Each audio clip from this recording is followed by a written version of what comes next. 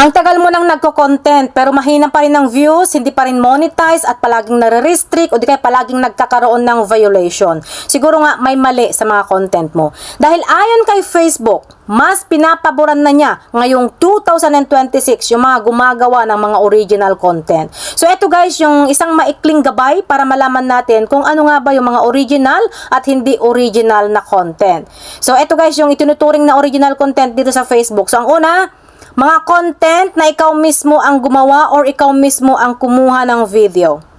At ang pangalawa, paggamit ng mga maikling video clips or paggamit ng mga video ng mga ibang content creator na kasama ang iyong mukha or pagpapakita ng iyong mukha doon sa screen para magbigay ng makabuluhang pagsusuri or bagong impormasyon doon sa video na iyon. Ito ay guys yung parang reaction video siya pero nandun ka, nagre-react ka sa video na iyon. Original po yun.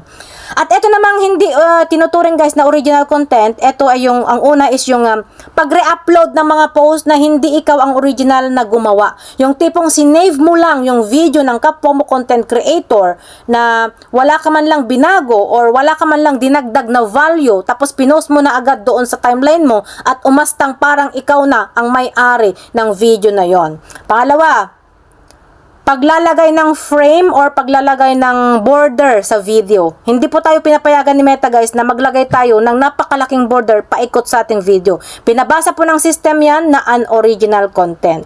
At ang pangatlo, mga reaction video, yung tipong gumawa ka nga ng reaction video pero parang nanonood ka lang naman. Nandun ka nga sa screen pero parang nanonood ka lang, hindi ka nagsasalita or wala ka man lang binibigay na karagdagang impormasyon or hindi ka man lang nagpapaliwanag doon sa video na yon, nababasa po yan ng system na unoriginal content. Kaya mas maganda pa rin guys kung gumawa tayo ng sarili nating video, mag-create tayo ng sarili nating content para mas mabilis lang tayo ma-monetize or mas mabilis lang tayo mapansin ng algo at para maiwasan na rin natin ang pagkakaroon ng violation at restriction.